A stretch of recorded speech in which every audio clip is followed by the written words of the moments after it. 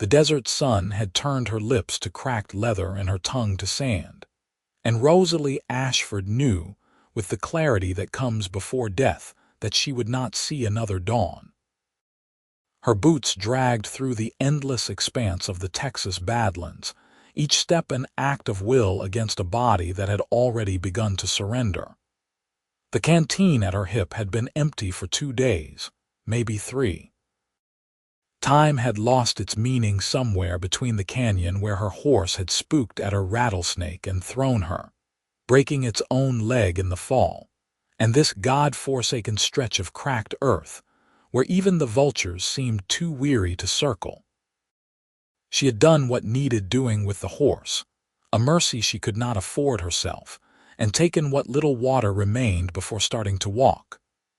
That had been days ago, though the hours blurred together now in waves of heat that made the horizon shimmer and dance. 23 years old and dying alone in the Badlands. Her father would have said it served her right for running off in the first place, for refusing the marriage he had arranged to the banker's son in Dallas. But Rosalie had always been stubborn, her mother used to say before the fever took her, stubborn as a mule and twice as ornery.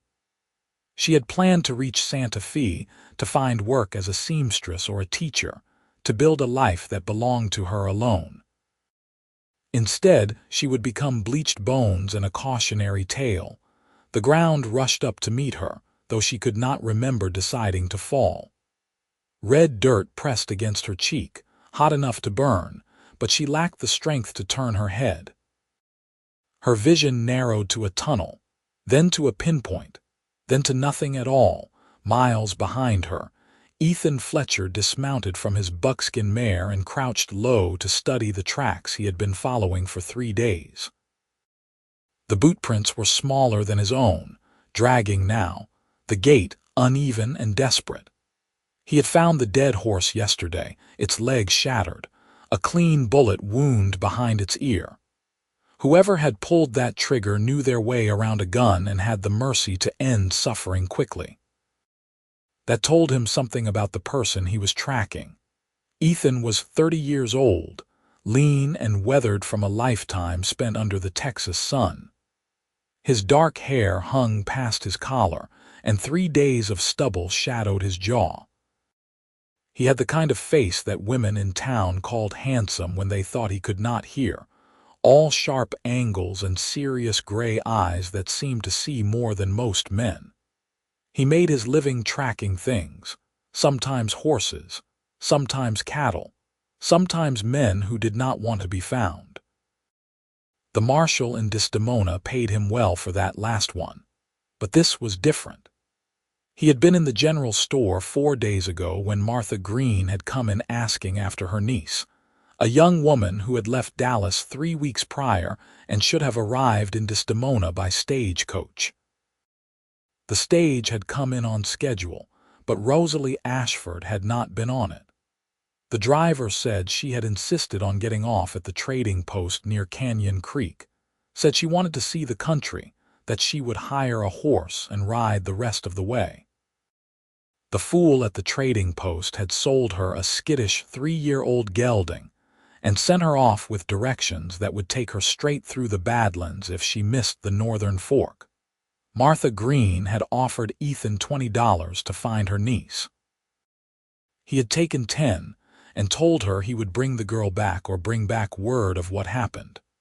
That was 3 days ago, and he had been riding hard ever since, following the signs as clearly as if they were written in a book. The tracks told a story. The horse had been moving fast, probably spooked by something. Then the prints became chaotic, overlapping, the deep gouges in the earth where it had gone down. The smaller boot prints appearing, pacing back and forth, then the single shot. After that, the boots headed southwest, steady at first, then increasingly erratic. By his estimation, the woman had been without water for at least 2 days, walking in the worst heat September could offer. She might already be dead. Ethan swung back into the saddle and urged his mare forward. The sun was beginning its descent toward the western horizon, turning the sky the color of blood and copper. He needed to find her before dark. The nights in the Badlands could kill as surely as the days, and if she had collapsed somewhere, the coyotes would find her first. An hour later, he saw the buzzards. They circled lazily in the distance, black shapes against the darkening sky. His jaw tightened, and he pressed his heels into the mare's flanks, urging her faster. The horse responded gamely, her hooves drumming against the hard earth. The body lay motionless in the dirt, face down, arms outstretched as if reaching for something just beyond grasp. Ethan was off his horse before it had fully stopped, dropping to his knees beside the woman. He pressed 2 fingers against her neck, searching for a pulse. For a long moment he felt nothing, then a flutter, weak and thready but there. "Thank God," he muttered, already reaching for his canteen. He turned her over as gently as he could, and his breath caught despite himself. Even half dead and covered in dust, she was beautiful. Dark hair tangled with sand, full lips cracked and bleeding, skin burned red by the sun. But it was her face that struck him, the delicate bone structure, the dark lashes against pale cheeks. He forced the thought away. Beauty did not matter to a corpse, and that was what she would be if he did not work fast. Ethan lifted her head and brought the canteen to her lips, dribbling water carefully into her mouth. "Come on," he said quietly.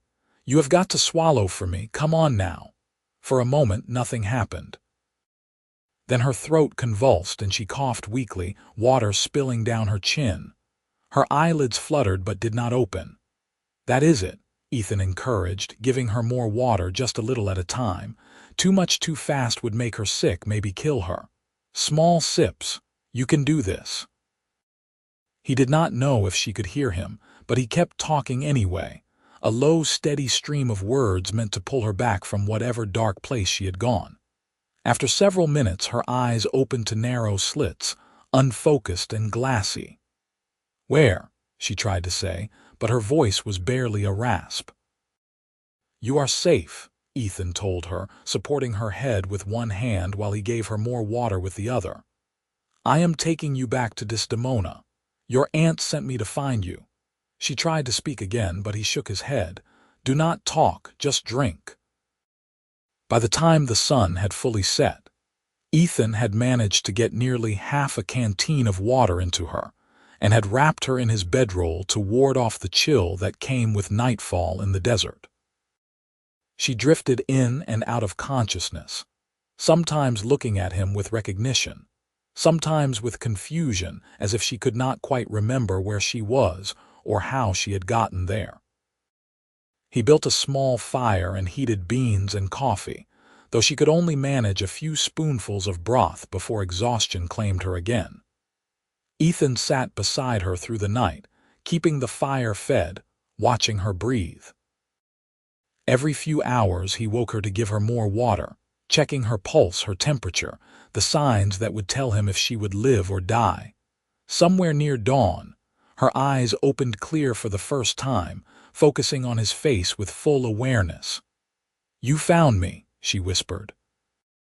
"I did," Ethan confirmed, offering her water again. She drank gratefully, then lay back against the saddle he had positioned behind her head. "I thought I was dead," she said, her voice still rough but stronger than before. "I was sure of it. You came close."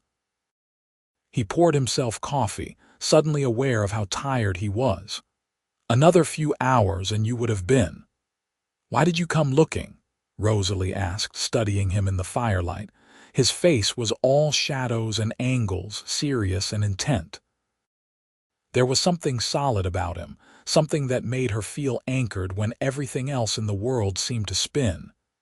"Your aunt hired me," Ethan said simply. "She was worried about you, Martha." Rosalie closed her eyes, feeling tears prick behind her lids. "I have never even met her." "She is my mother's sister. I was going to stay with her until I could find work." "She seems like a good woman," Ethan offered. "She was real worried when you did not arrive." Rosalie was quiet for a moment, then asked, "What is your name, Ethan Fletcher?" He met her eyes across the fire, and something passed between them, some wordless recognition that neither could have named. "Rosalie Ashford," she replied, though she supposed he already knew that. "Thank you for saving my life, Mr. Fletcher." "Ethan is fine," he said, looking away from her to stare into the flames. "We should try to get a few more hours of rest. Come first light, we will start back. It is a full day's ride to Desdemona, maybe more at the pace we will need to keep." Rosalie wanted to protest that she could ride faster, that she did not need coddling, but exhaustion pulled at her like a riptide. She let her eyes drift closed, and within moments she was asleep. When she woke again, the sun was well up, and Ethan was saddling his horse. He glanced over when he heard her stir. "How are you feeling?" "Like I was trampled by a cattle drive," Rosalie admitted, sitting up slowly. Everything hurt. Her head pounded, her skin felt tight and burned, and her muscles screamed in protest at the movement. "That sounds about right," Ethan said, something that might have been amusement flickering in his gray eyes. "Think you can ride?" "I can do whatever I need to do," Rosalie said, more sharply than she intended. She softened her tone. "Yes, I can ride." Ethan helped her to her feet, his hand firm and steady on her elbow. She swayed for a moment, and he steadied her, standing close enough that she could smell leather and sage and something else, something distinctly him. "We will take it slow," he said. "No point pushing so hard you fall off. I did not track you for 3 days just to have you break your neck on the ride back." Despite everything, Rosalie smiled. "I will do my best not to inconvenience you further." They rode out as the day began to heat up, Rosalie seated in front of Ethan on his mare. She had protested the arrangement, insisting she could ride behind him or walk if necessary. But he had given her a look that brooked no argument and lifted her into the saddle as easily as if she weighed nothing at all. Now she sat with her back against his chest, his arms bracketing her as he held the reins, and tried not to think about how safe she felt or how her heart had no reason to be beating quite so fast. The mare moved at a steady walk, picking her way across the broken ground. Ethan kept them to the smoother paths, avoiding the rocky stretches that would jar Rosalie's already abused body. He stopped frequently to give her water and to let the horse rest in whatever shade they could find, which was precious little. "Tell me about Desdemona," Rosalie said during one such stop, sitting in the narrow shadow of an overhanging rock while Ethan checked the mare's hooves. "I know nothing about it except that my aunt lives there." "Not much to tell," Ethan said, running his hand down the horse's leg. "Small town, maybe 300 people, cattle country mostly. There is a main street with a general store, a saloon, a church, a schoolhouse, the usual." "Is it a good place?" Rosalie pressed. "Do you like living there?" Ethan considered the question. "It is home," he said finally. "People are decent for the most part. The marshal keeps the peace and the ranchers pay fair wages. I have seen worse." "That is not exactly a ringing endorsement," Rosalie observed. He looked at her then, really looked at her, and something in his expression made her breath catch. "It could be a good place for you," he said quietly, "if you let it be." They rode on through the afternoon, and as the miles passed, Rosalie found herself talking more than she had intended. She told Ethan about growing up in Dallas, about her father's rigid expectations and her mother's gentle rebellion, about the banker's son who had looked at her like she was a prize mare to be purchased and paraded. She told him about her decision to leave, about the freedom she had felt stepping onto that stage, and the terror when she realized how badly she had miscalculated the journey from Canyon Creek. Ethan listened more than he spoke, but when he did talk, his words were measured and thoughtful. He told her about growing up on a ranch, about losing his parents to cholera when he was 15, about learning to track from an old Apache man who had worked on the ranch. He told her about Desdemona, the way the town had grown up slowly over the years, the people who had become something like family, even if they did not share blood. As the sun began to sink toward the horizon, they crested a low rise, and Ethan pointed to a cluster of buildings in the distance. Desdemona, he said. Rosalie felt a strange mix of relief and disappointment. Relief that the journey was nearly over, that she would have a real bed and a meal and water that did not need to be rationed. But disappointment too, because once they reached town, this strange intimacy would end.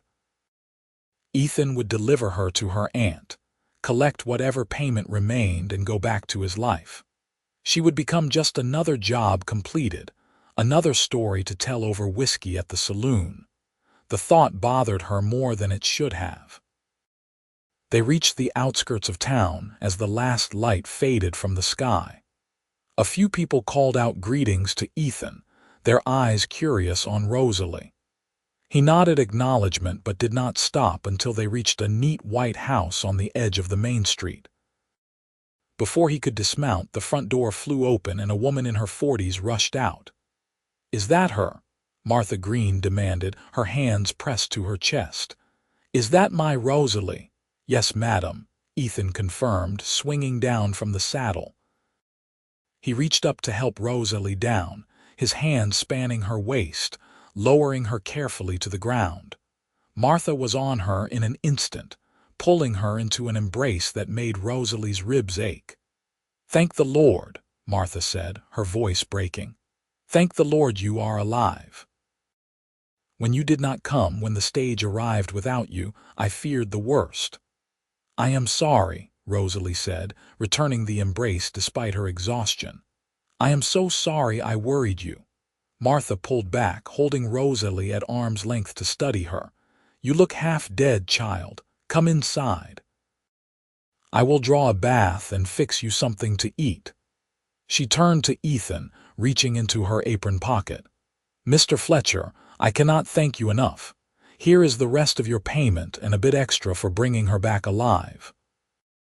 Ethan took the bills she offered, folding them into his vest pocket without counting them. "Just doing what I was hired for, madam." "You did far more than that," Martha said firmly. "You saved her life. I will not forget that." Ethan glanced at Rosalie, their eyes meeting for a brief moment.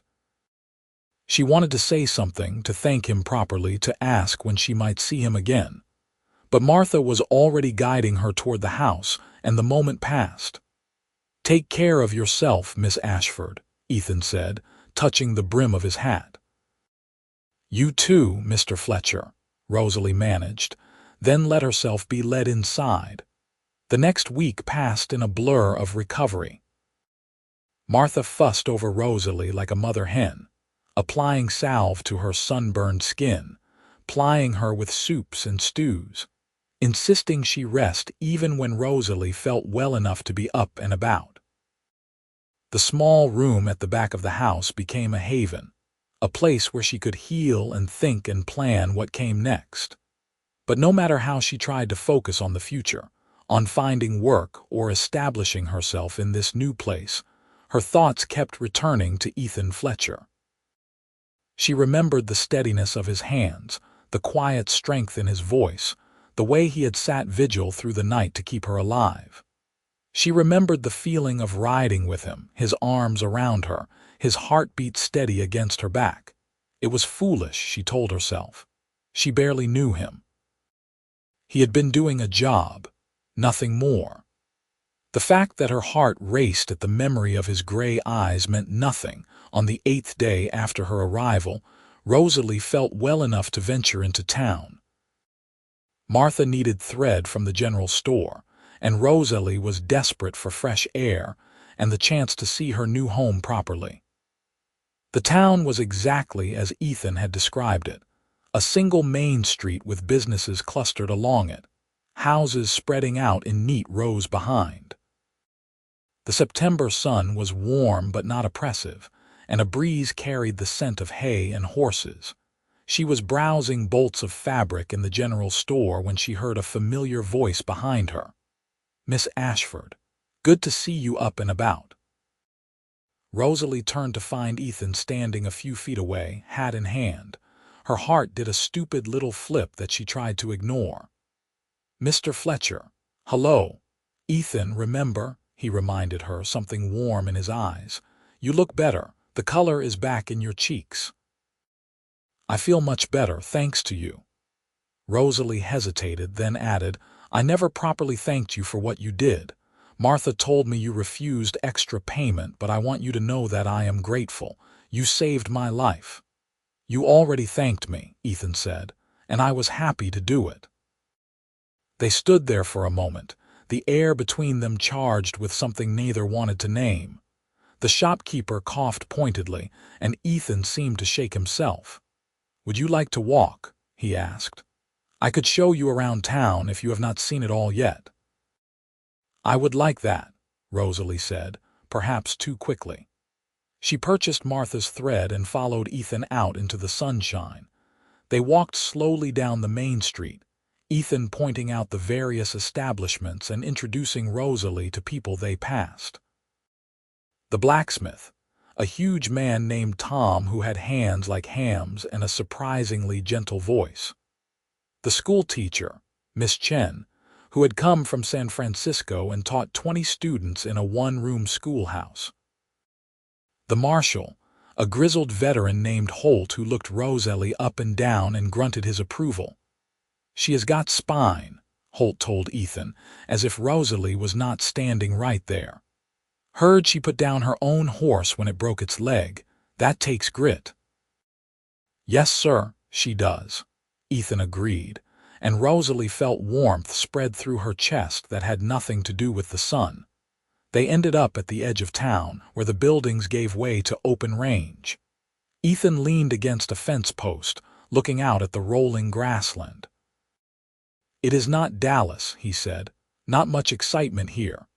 "I've had enough excitement to last me a lifetime," Rosalie replied, joining him at the fence. "I think quiet sounds wonderful." "What will you do?" Ethan asked. "Now that you are here, I mean. Find work, I suppose." "I can sew and I can read and write.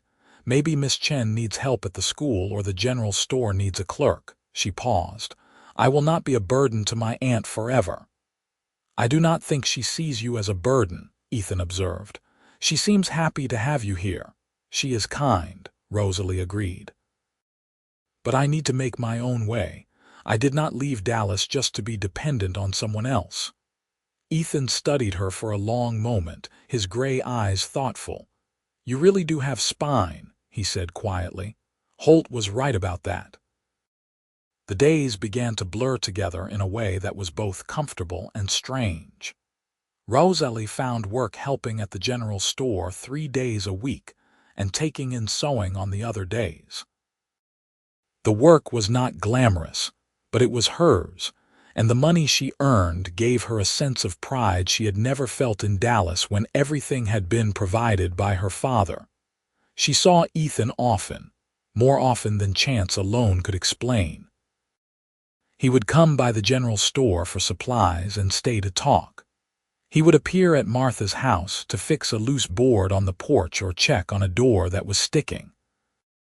Once, he brought them a turkey he had shot, claiming he had more meat than he knew what to do with, though Rosalie suspected that was a kindness disguised as practicality. They fell into an easy rhythm, these encounters that were not quite accidental and not quite planned. Ethan would ask about her day, and she would tell him about the customers at the store or the dress she was sewing for the banker's wife.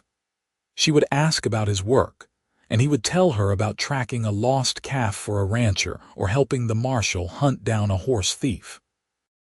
Sometimes they would sit on Martha's porch as the sun set, drinking coffee and talking about everything and nothing.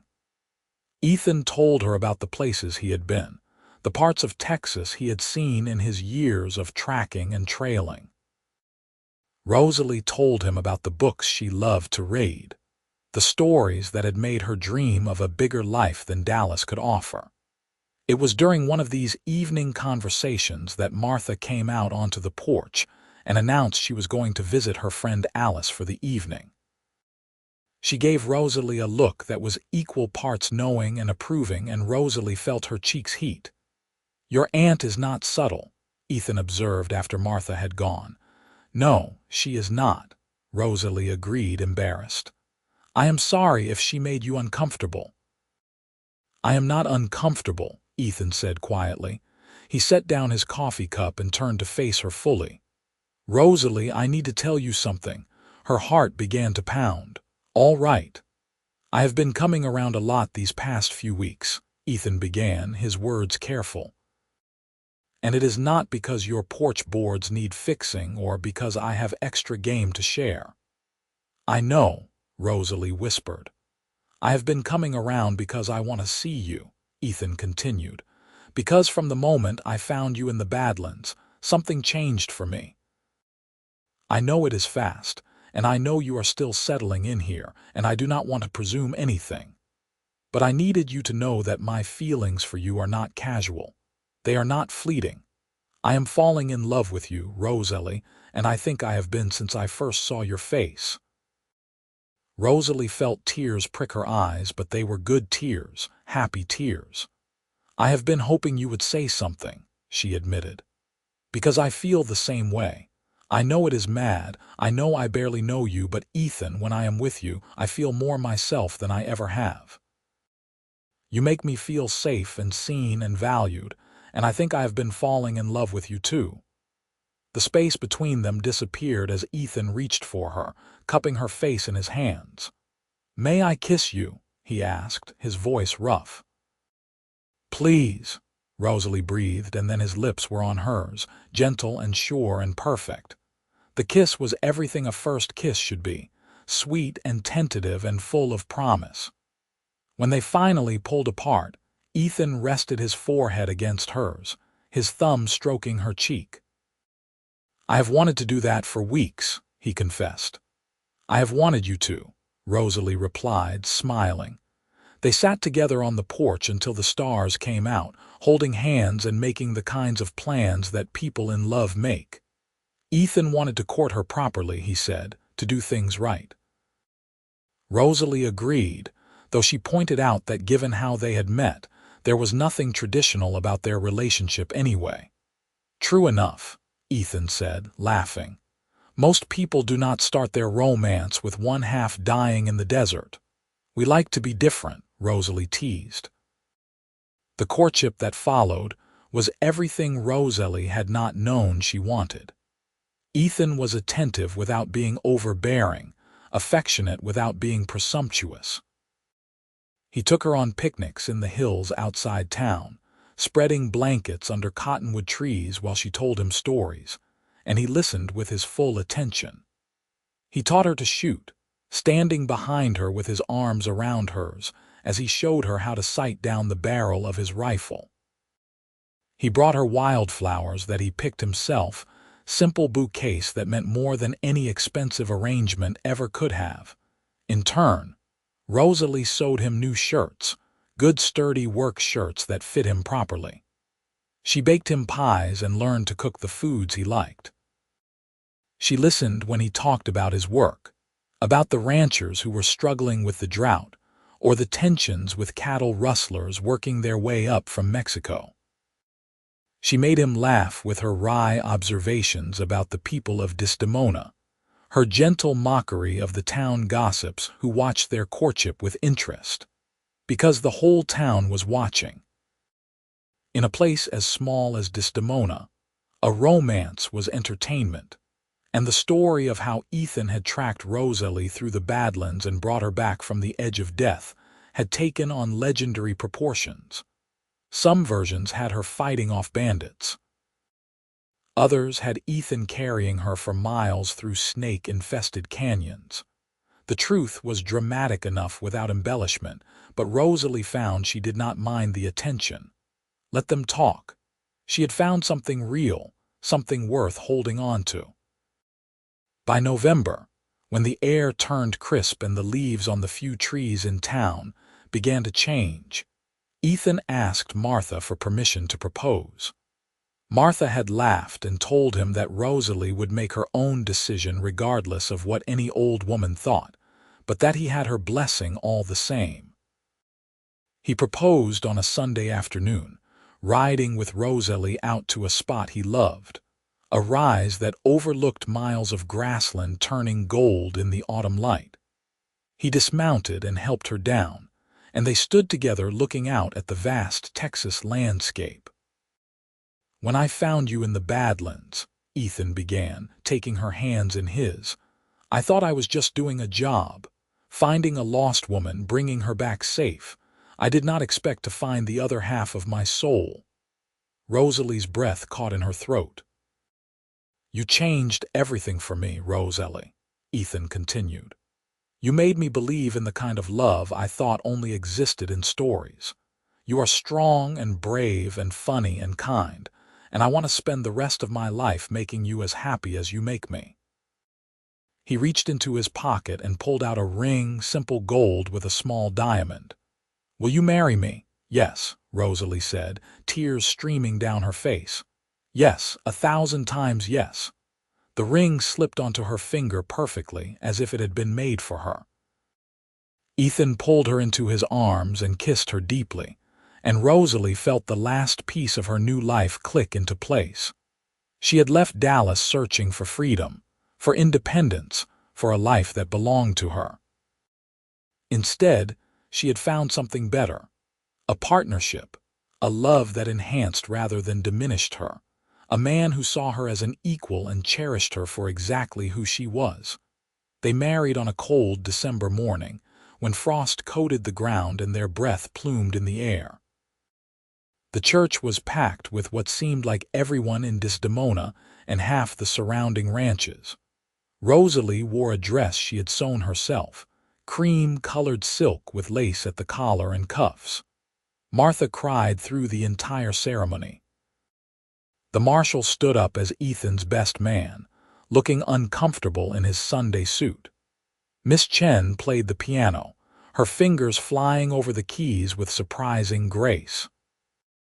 When the preacher pronounced them man and wife, Ethan kissed Rosalie with a tenderness that made the gathered crowd sigh in appreciation. They walked back down the aisle together, hands clasped, faces glowing with happiness. The reception was held at the saloon, which the owner had cleaned up for the occasion. There was food and dancing and toasts that ranged from the heartfelt to the hilarious. Tom the blacksmith got drunk and tried to give Ethan advice about women that made everyone laugh.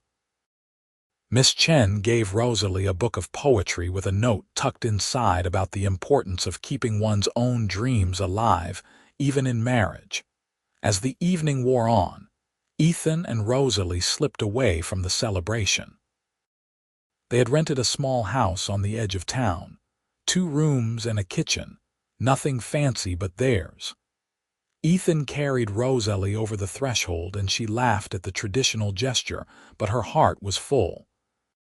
That night, in the privacy of their new home, they discovered each other with a passion tempered by tenderness.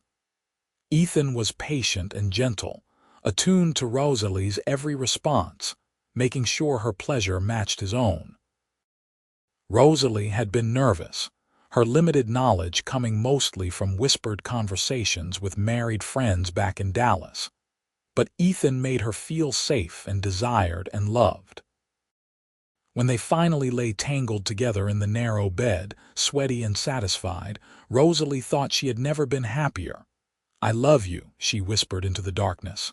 "I love you too," Ethan replied, pressing a kiss to her forehead. "My wife." The word sent a thrill through her. Wife. She was Rosalie Fletcher now, and the name felt right in a way her maiden name never quite had. Their first year of marriage was not without its challenges. Money was tight, especially through the winter when tracking work was scarce. Rosalie's sewing kept them afloat. Along with the occasional job, Ethan could pick up helping ranchers with various tasks. They learned each other's rhythms, the way all new couples must. Rosalie learned that Ethan was quiet in the mornings and needed coffee before he could manage conversation. Ethan learned that Rosalie liked to read in bed before sleeping, and that she could not abide mess in the kitchen. They had their first real fight in February, over something Rosalie could barely remember later. Something about Ethan tracking mud through the house and Rosalie snapping at him because she was tired from taking in extra sewing to make ends meet. The fight had escalated, voices raised, doors slammed. Ethan had stormed out and Rosalie had cried angry tears into her pillow. He came back an hour later with wildflowers, impossible to find in winter, which meant he must have ridden for miles searching. "I am sorry," he said simply. "I should have been more careful. I know you work hard to keep our home nice." "I am sorry too," Rosalie replied, taking the flowers. "I should not have yelled. I was tired, but that is no excuse." They made love on the kitchen floor, urgent and passionate, and afterward agreed that as fights went, it had not been so bad if it ended like that. Spring brought new opportunities. A rancher named Colton offered Ethan steady work as a foreman, overseeing the hands and managing the day-to-day operations of the ranch. The pay was good, better than tracking had been, and it meant regular hours and less time away from home. Ethan accepted, and suddenly their financial situation eased considerably. With the extra money, they were able to improve the house. Ethan added a second bedroom and enlarged the kitchen. Rosalie bought fabric for curtains and a real table to replace the rickety one they had been making do with. Slowly, the house became a home, filled with small touches that reflected both of them. In June, Rosalie realized her monthly courses were late. She waited another week, afraid to hope, before visiting the doctor in town. He confirmed what she had suspected. She was expecting a baby, due sometime in late January or early February.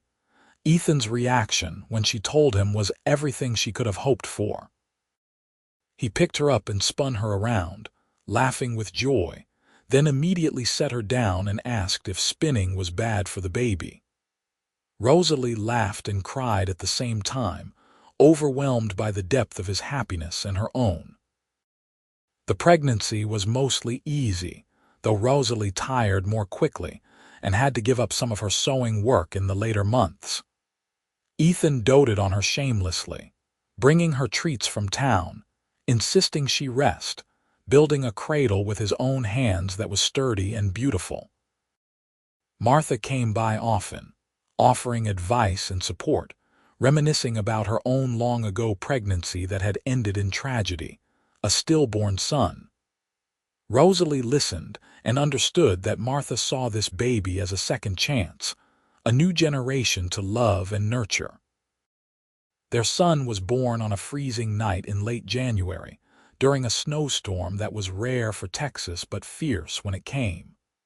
The doctor almost did not make it in time, his horse struggling through the drifts.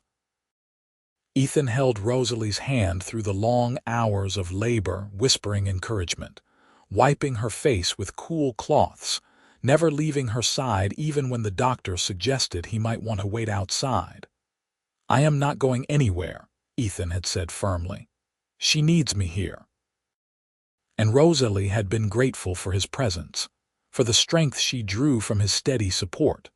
The baby arrived just before dawn, his first cries mingling with the howling wind outside. He was perfect, all tiny fingers and toes, with a cap of dark hair and his father's gray eyes. Rosalie held him against her chest and felt a love so fierce it took her breath away. "What should we name him?" Ethan asked, his voice rough with emotion. "I was thinking James," Rosalie said. "James Fletcher. What do you think?" "I think it is perfect," Ethan replied, touching his son's tiny hand with one finger. "Hello, James. I am your father, and I promise to love you and protect you every day of my life." True to his word, Ethan was a devoted father. He woke for the night feedings even though Rosalie was nursing, keeping her company in the dark hours, changing diapers, walking the floor with James when he was fussy. He sang to his son in a surprisingly good voice, old cowboy songs and lullabies he must have learned from his own mother.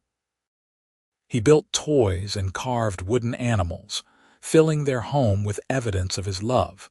Rosalie watched her husband with their child and fell even more deeply in love with him.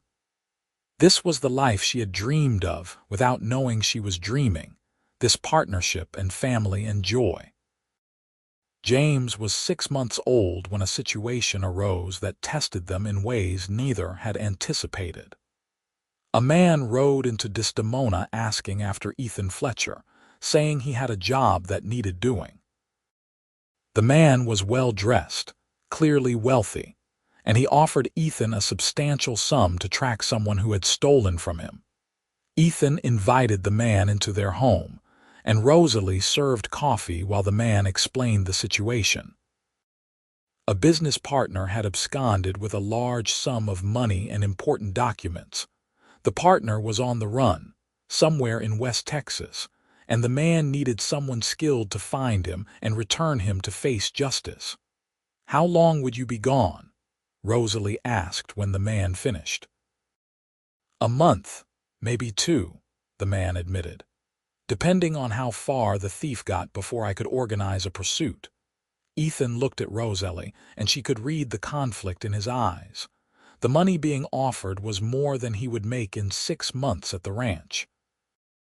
It could provide a real cushion for their family security they did not currently have, but it would also mean leaving her and James for weeks, maybe months. "Can I discuss this with my wife?" Ethan asked. "Of course," the man said.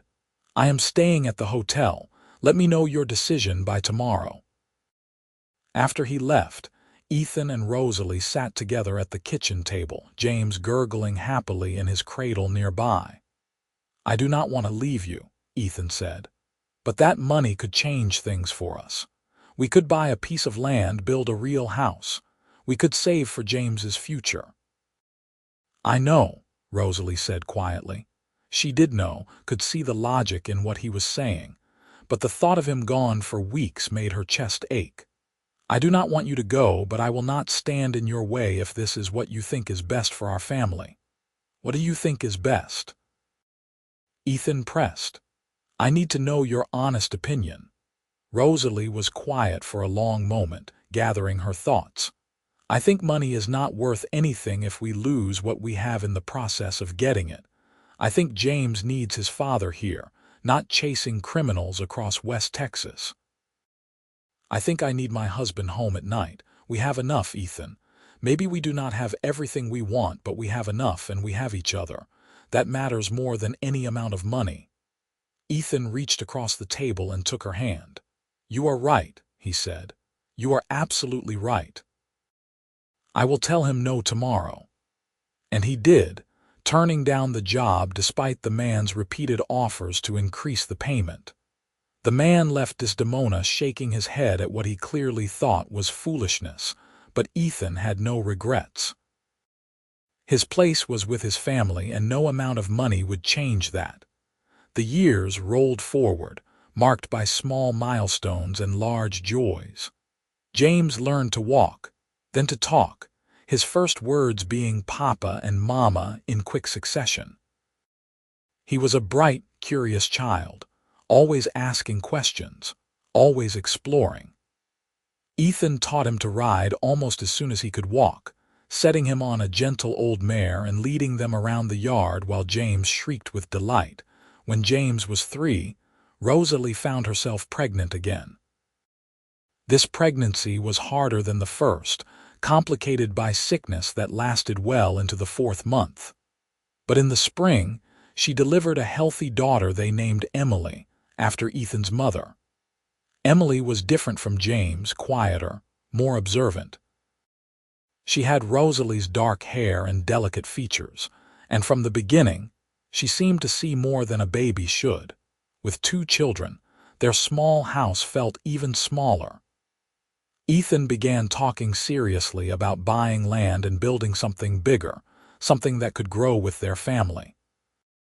They saved carefully, putting aside every spare dollar, and by the time Emily turned 2, they had enough for a down payment on 40 acres of land a few miles outside Desdemona. The land came with a small cabin that needed work, but it sat on a rise with a view of the surrounding country that took Rosalie's breath away. They moved in the fall, before the weather turned cold, and set about making improvements.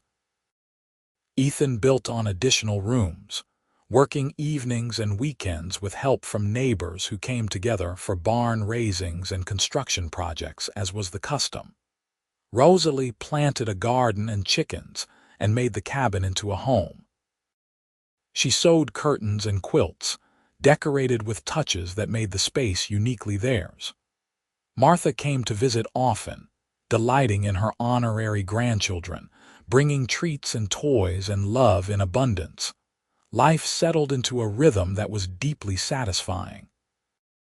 Ethan worked at the ranch during the day, coming home to his family each evening. Rosalie managed the household, raised the children, and still took in occasional sewing work for pin money and the pleasure of creating beautiful things. They had family dinners every night, all of them gathered around the table Ethan had built, sharing stories about their days. James started school when he turned 6, riding into town each morning with Ethan and walking to Miss Chen's schoolhouse. He was a good student, quick with numbers and letters, though he preferred to be outside rather than sitting at a desk. Emily, still too young for school, spent her days helping Rosalie with small tasks or playing elaborate imaginary games in the yard. When Emily was 4 and James was 7, Rosalie discovered she was pregnant for a 3rd time. This pregnancy was unexpected but welcome, and in the late summer, she delivered twin boys. They named them Matthew and Thomas, and suddenly, the house that had seemed so spacious felt full to bursting with noise and life and chaos. Ethan took to fatherhood of 4 with the same steady grace he brought to everything. He helped with feedings and diapers, wrangled the older children, supported Rosalie through the exhausting early months of caring for infants. There were moments when Rosalie wondered how they would manage, when the sleepless nights and endless demands seemed overwhelming. But they leaned on each other, and on Martha, and on the community that had embraced them. The children grew. James became a serious young man, interested in ranching and horses. Emily revealed a talent for drawing, filling papers with sketches of the world around her. The twins were hellions, identical in appearance but opposite in temperament. Matthew was cautious and thoughtful, while Thomas was impulsive and bold, always getting into scrapes that Matthew then had to help him escape. Through it all, Ethan and Rosalie's love deepened and matured. They had been married 10 years, and the passion of their early days had evolved into something richer and more complex. They still desired each other, still found excuses to steal moments alone, but there was also a comfort in their partnership, a knowledge that they could weather any storm together. On their 10th anniversary, Ethan surprised Rosalie with a trip to San Antonio, arranging for Martha to stay with the children for 3 days. They rode the train, a luxury Rosalie had not experienced since leaving Dallas, and stayed in a real hotel with a restaurant and a lobby full of well-dressed people. "This must have cost a fortune," Rosalie said as they entered their room, which was large and beautifully appointed. "Worth every penny to see your face right now," Ethan replied, setting down their bags. "You deserve to be spoiled once in a while."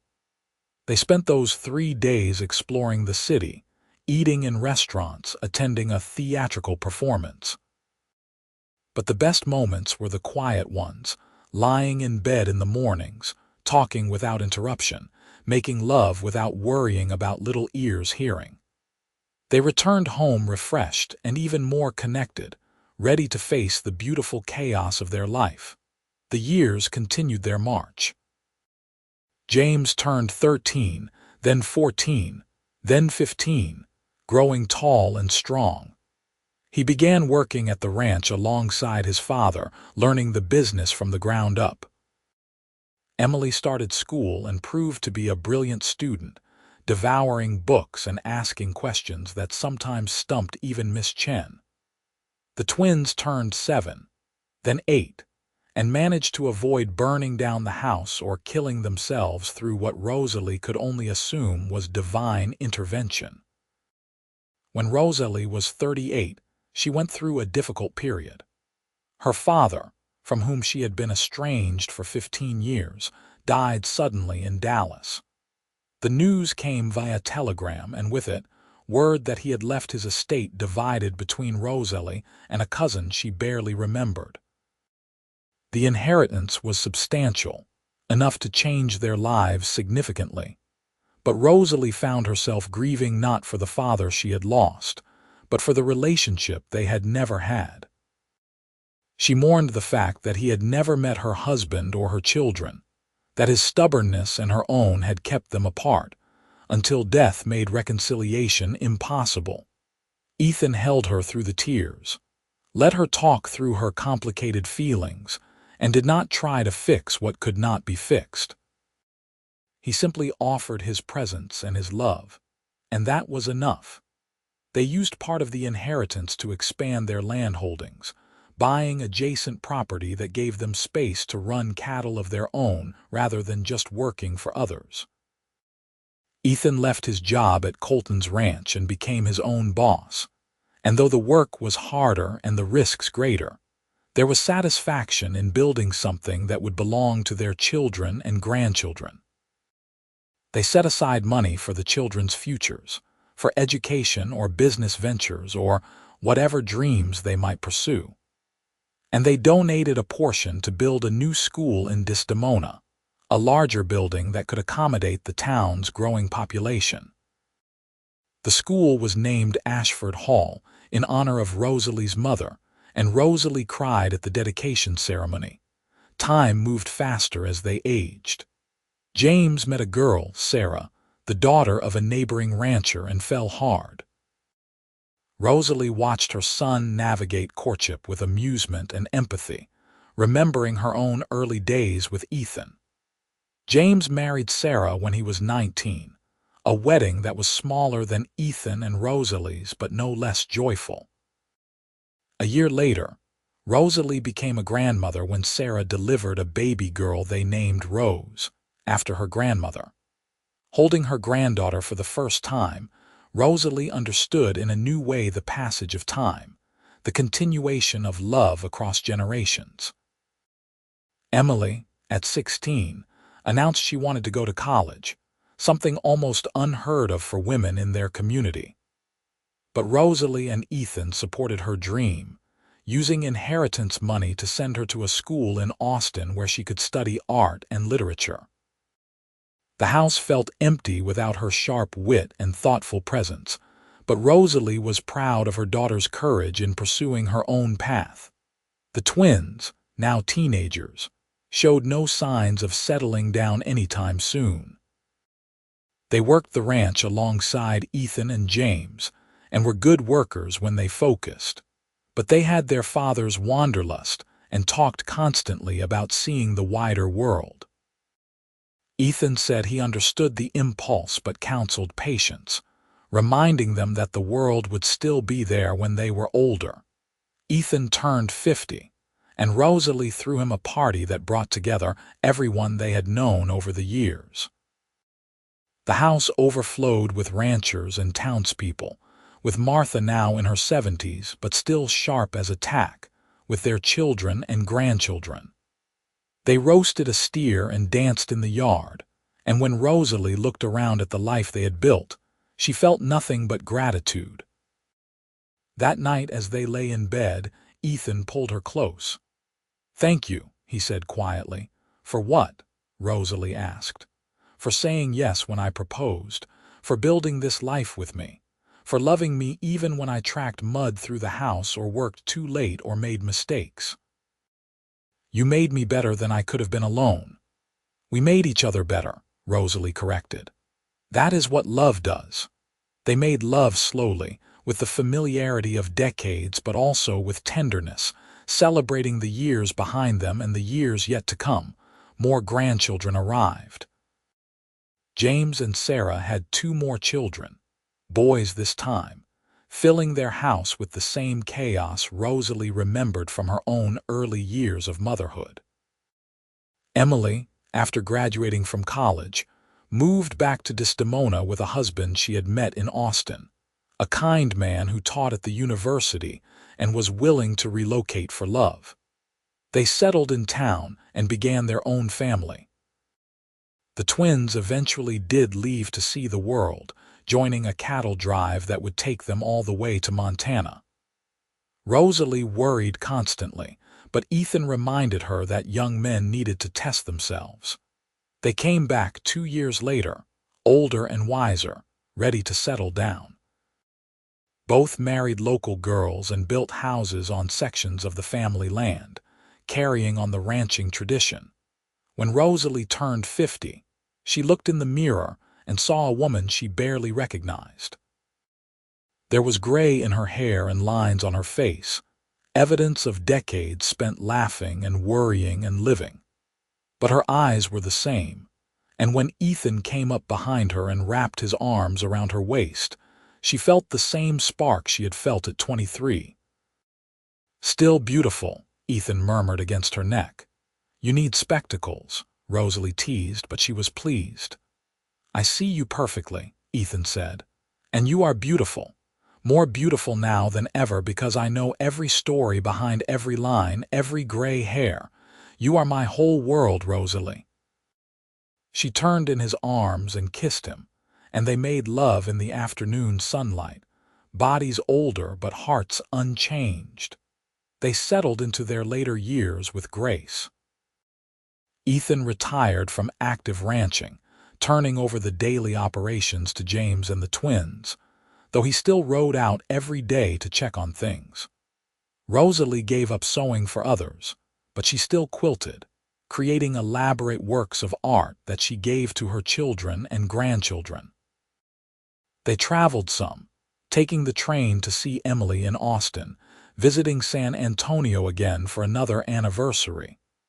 But mostly they were content at home, surrounded by family, watching their legacy grow and flourish. Martha passed away peacefully in her sleep at the age of 83. Rosalie mourned the aunt who had become a second mother, who had welcomed her without reservation all those years ago. They buried her in the cemetery outside Desdemona, and the whole town turned out to pay respects to a woman who had touched so many lives with her kindness. More years passed, marked by births and deaths, weddings and harvest seasons. Ethan's hair went fully white and his body grew stiffer, but his mind remained sharp and his love unwavering. Rosalie developed arthritis in her hands, making quilting difficult, but she adapted, finding new ways to create beauty. Their grandchildren grew and began having children of their own, making Ethan and Rosalie great-grandparents. The family tree they had started decades ago in the Badlands had grown and branched, spreading across the Texas landscape. On a warm evening in their 70th year of life, Ethan and Rosalie sat together on the porch of the house they had built, watching the sun set over land that their family would work for generations to come. 4 children, 11 grandchildren, and 6 great-grandchildren had sprung from the love that began when a cowboy tracked a dying woman through the desert. "You ever think about that day?" Rosalie asked quietly. "The day you found me." "Every day," Ethan replied, taking her hand. His grip was still strong, still sure. "I think about how close I came to losing you before I ever knew you. I think about what my life would have been if I had arrived an hour later, or if I had never gone looking at all. I think about what my life would have been if you had not come," Rosalie said. I would have died out there, alone and unknown. Instead, I got this, all of this. She gestured at the house, the land, the family gathered inside for Sunday dinner. I got everything. We got everything, Ethan corrected, echoing her words from so long ago. We got each other, and everything else followed from that. As the sun dipped below the horizon, painting the sky in shades of gold and crimson, they sat in comfortable silence, hands clasped, hearts full. They had traveled far from that desperate day in the Badlands, but in a way, that was where their story truly began. Everything since had been a gift, a life built from love and determination, and the simple choice to be together through whatever came. Inside, their family laughed and talked, voices rising in joy and conversation. The sound drifted out to the porch, a symphony of connection and belonging. Rosalie rested her head on Ethan's shoulder and he pressed a kiss to her hair. I would do it all again, Ethan said quietly. Every moment, every choice, every hardship, all of it, just to end up here with you. Me too, Rosalie agreed. Every single moment. They sat together as darkness fell and the stars emerged, two souls who had found each other against impossible odds and built something lasting and true. Their love had weathered decades, had been tested by hardship and blessed by joy, and through it all, it had endured. The story that began with desperation and rescue had transformed into something neither could have imagined. A legacy of love that would outlive them both, carried forward in the hearts and lives of everyone they had touched. The cowboy who tracked her for days had found not just a woman in the desert, but his destiny. The woman stumbling without water had discovered not just survival, but a love that would sustain her through all the days of her life. And as they sat together beneath the Texas stars, Ethan Fletcher and Rosalie Fletcher knew with absolute certainty that they had been given the greatest gift of all, a lifetime shared with the one person who made everything else meaningful. Their love story, born in the harsh Badlands and nurtured through years of partnership and devotion, was complete not because it had ended, but because it had fulfilled every promise whispered in those early days. They had found each other. They had built a life. They had loved deeply and well. And that was everything